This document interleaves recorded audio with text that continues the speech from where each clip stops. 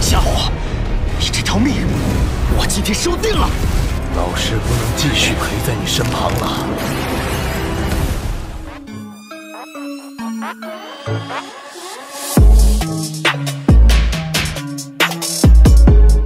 Halo para tetua, para pecinta Battle Through the Heavens dimanapun kalian berada. Gimana nih kabar para tetua yang selalu stay dan udah selalu meramaikan kolom komentar? Udah siap lanjut dengan perjalanan dari Mang Oyan? Gue bilang gak usah pakai lama-lama lagi, kita lanjutkan perjalanannya dan selamat berimajinasi.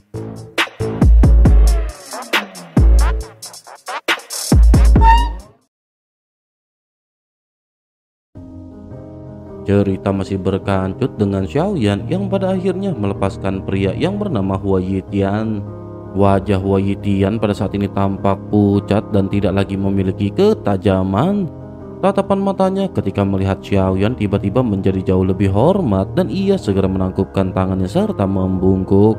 Sementara itu Xiaoyan bertanya apa yang digunakan oleh Hua Yitian untuk menyembunyikan auranya pada saat sebelumnya. Hua Yitian adalah sosok yang cukup pintar. Ia tahu bahwa di bawah kekuatan absolut ia pada saat ini hanya bisa menyerah. Ia segera mengeluarkan liontin giok dan melemparkannya ke arah Xiaoyan. Mata Xiaoyan sedikit menyipit begitu ia melihat benda tersebut. Ini tidak persis sama dengan giok tersembunyi yang dimiliki oleh Xiaoyan, tetapi kemiripannya 80%. Xiaoyan bisa langsung tahu bahwa keduanya dibuat oleh orang yang sama. Teknik pembuatannya hampir sama. Terkecuali perbedaan polanya, Xiaoyan yakin bahwa ini sama dengan giok tersembunyi di tangan Xiaoyan. Pada saat sebelumnya dengan kekuatannya, Xiaoyan sesungguhnya sama sekali tidak bisa merasakan keberadaan Hua Yitian. Giok tersembunyi ini tampaknya sepenuhnya benar-benar menyembunyikan auranya. Barulah setelah Ye Beijing mengirimkan pesan kepada Xiaoyan, Xiaoyan mengetahui keberadaannya. Sementara itu Hua Yitian terkejut dan bergumam, mungkinkah Yang Mulia benar-benar mengenali hal ini? Xiaoyan seketika bertanya dengan rasa ingin tahu di manakah ia mendapatkannya. Mendengar hal tersebut, Hua Yitian pun menjelaskan bahwa ceritanya panjang dan ia membeli benda tersebut dari seorang keabadian dewa. Xiaoyan pada saat ini hanya terdiam sebelum akhirnya Xiaoyan segera membalik telapak tangannya dan memasukkan giok tersembunyi Hua Yitian ke dalam cincin penyimpanannya. Xiaoyan lanjut berkata bahwa giok tersembunyi ini akan menjadi tiket masuk Hua Yitian. Hua Yitian mengangguk berulang kali sebagai jawaban dan persetujuannya kepada Xiaoyan. Namun meskipun begitu, senyumnya palsu dan tampak terlihat jelas bahwa ia tertekan. Bagaimanapun dengan batu giok tersembunyi ini, ia bisa menyembunyikan auranya dan menghindari banyak masalah yang tidak diperlukan. Namun sekarang setelah ia dikalahkan, ia tidak memiliki hak untuk tawar-menawar dengan Xiaoyan. Jika Xiaoyan menyerangnya lagi, bahkan jika ia bisa melarikan diri, ia harus membayar harga yang mahal. Pada akhirnya ia hanya bisa menggertakkan gigi dan menerima kekalahannya. Adapun Wu Yan dan dua lainnya, pada saat ini mereka berada cukup jauh. Mereka menatap ke arah Xiaoyan dengan tatapan yang lebih hormat. Xiaoyan telah mengalahkan salah satu di antara mereka. Bahkan Xiaoyan membantai orang kuat yang berada di langkah ketiga, dan ini benar-benar sangat mencengangkan. Orang kuat itu benar-benar bukan lawan Xiaoyan, apalagi mereka yang berada di bawahnya. Wu Yan menghela nafas dalam-dalam dan bergumam, untungnya ia tidak bertindak berdasarkan dorongan hati sebelumnya. Jika tidak, bahkan jika mereka bertiga bergabung, ia khawatir mereka tidak akan bisa mengalahkannya. Qian Zhuang seketika mengangguk setuju, sementara Jinxi menyatukan kedua tangannya dan melantunkan Amitabha. Sementara itu kembali ke Xiaoyan yang pada saat ini masih terdiam, dan sesungguhnya alasan mengapa Xiaoyan tetap tinggal di tempat ini dan tidak segera menerobos blokade adalah yang pertama, Xiaoyan ingin melihat makhluk macam apa yang datang ke sini. Dari tiga sosok kuat yang ada ditambah dengan Hua Yitian, semuanya tidak berasal dari Sensi. Xiaoyan berpikir mungkinkah tidak ada keabadian dewa yang kuat di antara sosok-sosok yang berada di Sensi. Atau mungkinkah keberuntungan di tempat ini tidak mampu menarik keabadian Dewa Senshi untuk datang? Xiaoyan pada saat ini sama sekali tidak bisa menerka-nerka dan hanya bisa teringat oleh perkataan sang ratu. Ratu berkata bahwa ada alasan mengapa Senshi menghadapi situasi seperti ini. Alasan mengapa jumlah orang kuat sangat sedikit pasti karena adanya pengaruh tertentu. Xiaoyan hanya bisa diam mengamati betapa tidak masuk akalnya semua ini dan tidak punya cara untuk mencari tahu untuk saat ini. Xiaoyan memutuskan untuk mengesampingkan permasalahan ini dan kembali fokus pada blokade. Semua sosok juga pada saat ini berkumpul. Xiaoyan sekali lagi mengeluarkan Goyan dari lengan bajunya dengan sangat enggan. Sebelum Goyan mengoceh, Xiaoyan pada saat ini berkata bahwa semua orang bisa menyaksikan hal ini. Mendengar hal ini, Goyan seketika berubah menjadi serius dan segera memancarkan cahaya biru yang menyelimuti blokade pusaran kehampaan. Sementara itu sosok-sosok yang ada di belakang Xiaoyan bertanya-tanya bisakah blokade dipecahkan hanya dengan cahaya ini. Mereka juga bertanya-tanya harta karun macam apa yang berada di tangan Xiaoyan. Pada saat ini termasuk Wu Yan dan yang lainnya, begitu juga dengan Hua Yitian, benar-benar terkejut. Mata mereka terfokus pada Xiaoyan sebelum setengah batang dupa pada saat ini retakan terjadi di blokade. Blokade ini mulai mengeluarkan suara pecah sebelum akhirnya benar-benar menghilang. Mata Wu Yan bersinar cemerlang ketika ia bergumam bahwa blokade ini benar-benar telah dihancurkan. Bagaimanapun mereka telah bersatu dan tidak dapat menghancurkan blokade tersebut. Namun cahaya biru yang keluar di tangan Xiaoyan dapat dengan mudah menghancurkannya. Mereka pada saat ini melihat retakan yang menyebar dengan cepat sebelum akhirnya blokade benar-benar menghilang. Bersama dengan hal tersebut, guntur di bawah kaki Xiaoyan menyambar seketika dan tubuh Xiaoyan dengan cepat mundur. Xiaoyan meninggalkan 4 sosok yang pada saat ini masih belum menyadari adanya sesuatu. Sesaat kemudian ledakan seketika terjadi dan blokade pusaran kehampaan benar-benar hancur total. Bersamaan dengan hancurnya benda tersebut, kekuatan hantaman yang dahsyat langsung keluar dari pusaran itu membuat keempat sosok terguncang dan terlempar mundur. Baru saja mereka menstabilkan tubuh masing-masing, tiba-tiba sebuah suara yang memerintahkan mereka minggir seketika bergema. Semua sosok menatap ke arah benturan dan melihat ada banyak sosok yang bergegas keluar dari pusaran dengan kecepatan tinggi. Semua tokoh yang baru saja muncul tampak terlihat memalukan. Setelah bergegas keluar, mereka pergi meninggalkan tempat tersebut tanpa menoleh ke belakang. Tampaknya ada makhluk mengerikan di pusaran kehampaan yang pada saat ini mengejar mereka. Lebih dari belasan sosok terbang keluar, sementara pusaran pada akhirnya berangsur-angsur mereda. Pada saat ini Luo Ang dan kelompoknya mendekat satu demi satu. Mereka melihat sosok-sosok yang baru saja terbang keluar dan ekspresi mereka tampak terlihat khawatir. Terlebih lagi ketika melihat Xiaoyan dan yang lainnya tidak segera melangkah maju. Tentu saja hal tersebut membuat mereka semakin ragu dan tidak ada seorang pun yang berani mengambil langkah pertama. Hanya Hua Yitian yang pernah bertarung dengan Xiaoyan dan pakainya sedikit acak-acakan yang terkuat di antara mereka. Sosoknya pada akhirnya melangkah maju dan segera berubah menjadi kilatan panjang menyapu pusaran kehampaan. Sementara itu Xiaoyan belum bergerak menunggu Ye Beijing dan Xiao Yueli yang muncul. Wu Yan dan yang lainnya menoleh dan pandangan mereka seketika tertuju pada Ye Beijing dan Xiao Yueli. Tatapan ketiganya termasuk Qian Zuang pada saat ini tampak sedikit menyusut. Keindahan keduanya hanya dapat digambarkan sebagai sesuatu yang sungguh menakjubkan. Ye Beijing tampak memiliki segudang pesona dan mata merah muda Xiao Yueli juga pada saat ini tampak sama memukaunya.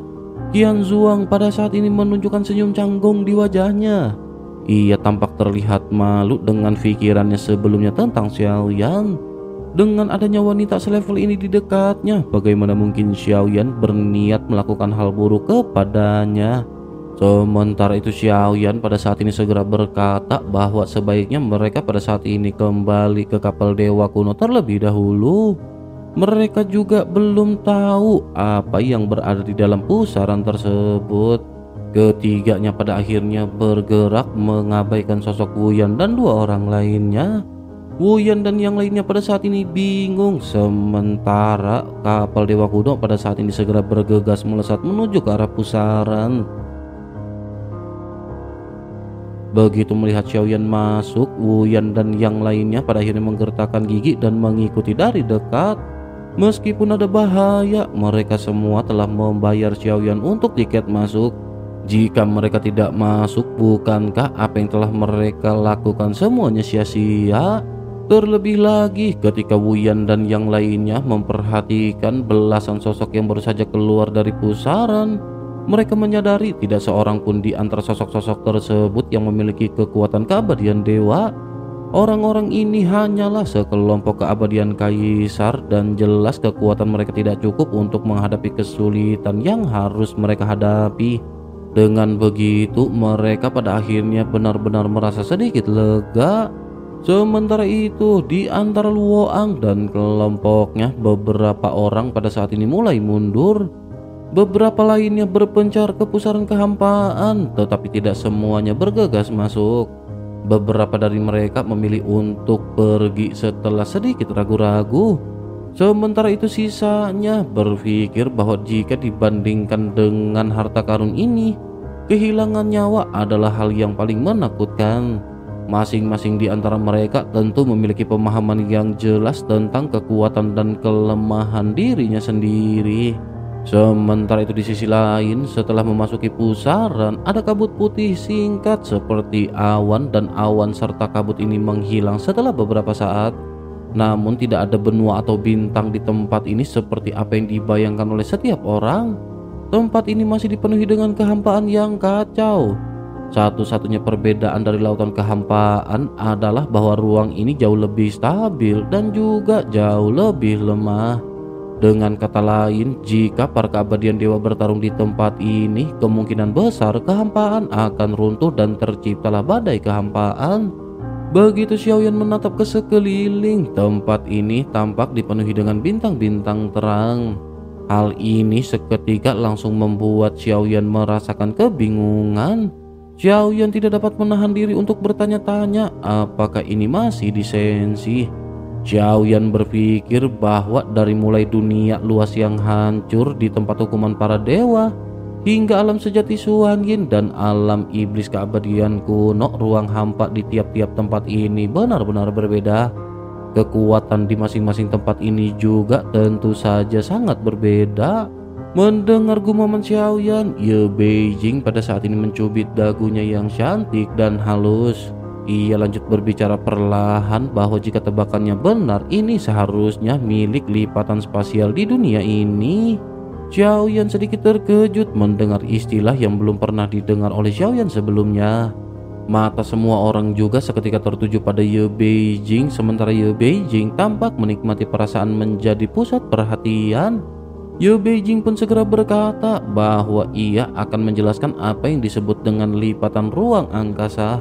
Jika dunia dipandang sebagai sungai yang mengalir deras dan selalu mengalir ke depan, maka lipatan ruang angkasa itu seperti daerah yang mengalir lambat di sungai tersebut. Mereka tetap berada di masa lalu dan ada, tetapi mereka tidak benar-benar ada. Ye Beijing menunjukkan ekspresi bangga di wajah cantiknya, menunggu semua orang memujinya atas pengetahuannya yang luas.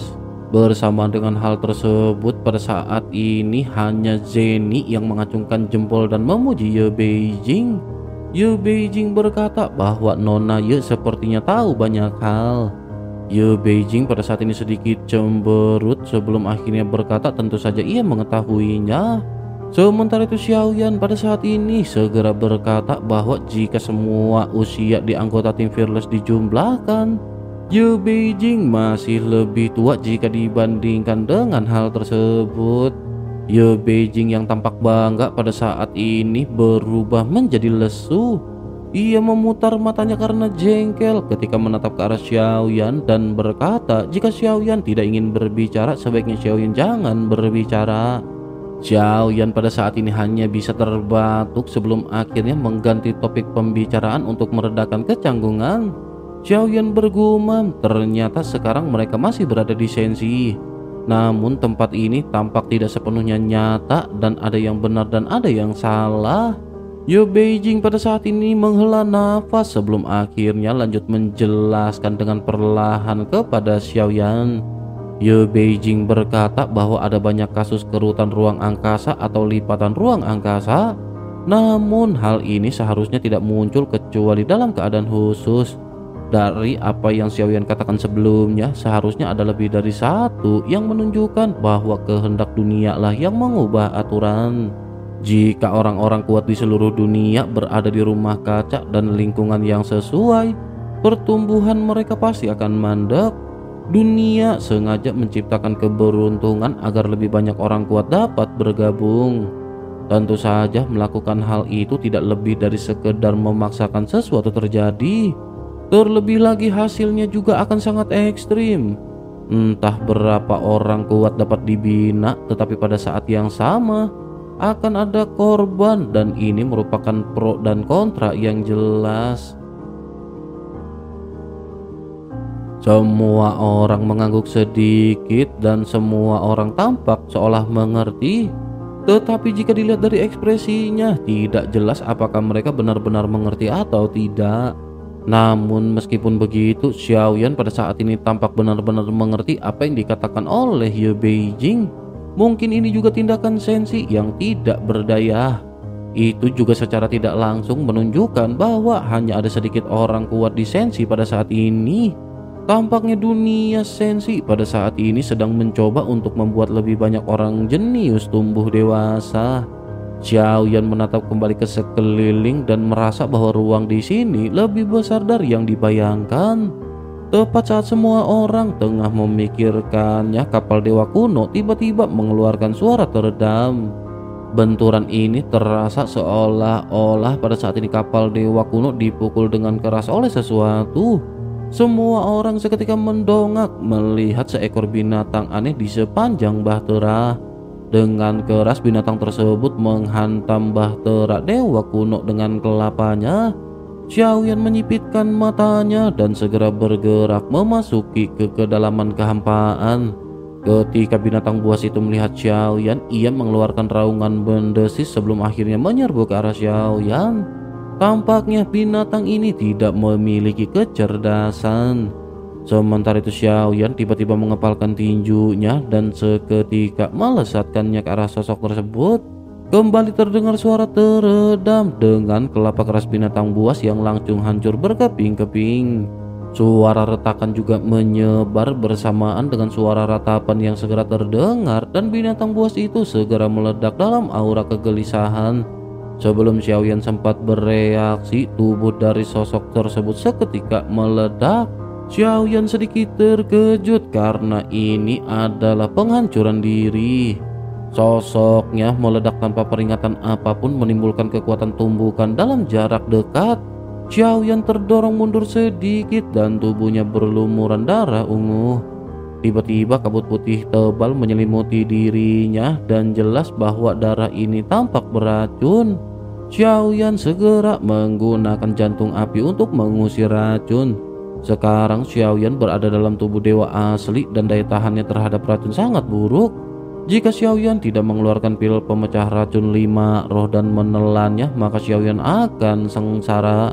Xiaoyan pun hanya bisa menghela nafas dan butuh beberapa waktu agar racunnya benar-benar dikeluarkan dari tubuh. Xiaoyan baru saja hendak meninggalkan kabut berdarah ungu yang terbentuk akibat ledakan diri monster tersebut.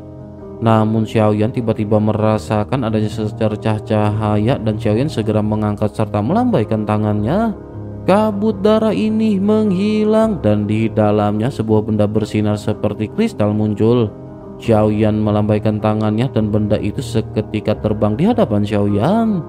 Benda ini adalah batu kristal. Teksturnya sangat dingin dan mengeluarkan bau yang aneh. Jelas ini bukan suatu batu atau inti monster biasa. Xiaoyan memutuskan kembali ke Bahtera Dewa Kuno dengan kristal yang tergantung di hadapan Ye Beijing. Melihat kristal tersebut, Ye Beijing sedikit mengerutkan kening, mencubit dagunya dan memandanginya cukup lama. Selanjutnya ia menggelengkan kelapanya, menandakan bahwa ia tidak begitu tahu apakah benda ini. Melihat hal tersebut, Xiaoyan pada saat ini segera menyimpannya dan berpikir apapun yang muncul di sini pasti akan bisa menjadi petunjuk. Xiaoyan harus menyimpannya dengan baik karena mungkin benda ini akan berguna di masa depan. Selanjutnya Xiaoyan menghela nafas dan berpikir bahwa mereka pada saat ini berada di dalam kehampaan tanpa arah yang jelas. Jika mereka mencari tanpa tujuan, maka hal tersebut tidak hanya akan membuang waktu, tetapi juga tidak akan menghasilkan apa-apa pada akhirnya. Begitu memikirkan hal ini, Xiaoyan teringat gulungan yang diberikan oleh sang ratu kepadanya dan lembaran giok yang disalinnya seketika muncul. Begitu Xiaoyan membuka peta ini, Xiaoyan melihat catatan yang ditulis oleh sang ratu. Catatan ini sederhana, bertuliskan manusia, bumi, langit, dan bahaya. Xiaoyan seketika berpikir, mungkinkah catatan ini memberitahukan mengenai tingkatan bahaya? Xiaoyan lanjut memperhatikan peta tersebut. Xiaoyan lanjut bergumam bahwa level manusia adalah level terendah dan jumlah mereka paling banyak. Namun mengapa gulungan ini terbagi menjadi dua lapisan? Apakah ada dua lapisan lipatan ruang di tempat tersebut? Xiaoyan melihat adanya garis pemisah yang jelas di dalam peta. Setelah garis pemisah ini, kertas yang ada di atasnya terlihat berubah. Gulungan ini agak rumit, tetapi setelah memasuki ke tempat ini, jika dapat bersesuaian dengan bintang-bintang ini, hal tersebut dapat menghemat banyak waktu bagi Xiaoyan. Xiaoyan pun menghela nafas dan lanjut bergumam bahwa mereka pada saat ini harus berhati-hati. Level manusia adalah yang terendah. Jika begitu, maka mereka hanya bisa memulai dari level manusia terlebih dahulu untuk mengetahui aturan di tempat ini. Ye Beijing yang memegang dagunya pada saat ini menatap gulungan di tangan Xiaoyan dengan serius. Melihat kerumitan peta ini, Ye Beijing lanjut bergumam bahwa Nanfu memang pantas menjadi seorang ratu. Ye Beijing pada saat ini tampak memuji sang ratu karena ia sendiri menyadari bahwa ia adalah orang yang tidak bisa teliti. Tampaknya sebelum Xiaoyan memasuki tempat ini, ia sudah menjelajahi sebagian besar tempat tersebut. Hal ini pada akhirnya akan menghemat waktu bagi Xiaoyan dan menghindari beberapa bahaya yang tidak diperlukan. Sementara itu Xiaoyan pada saat ini segera menentukan lokasinya.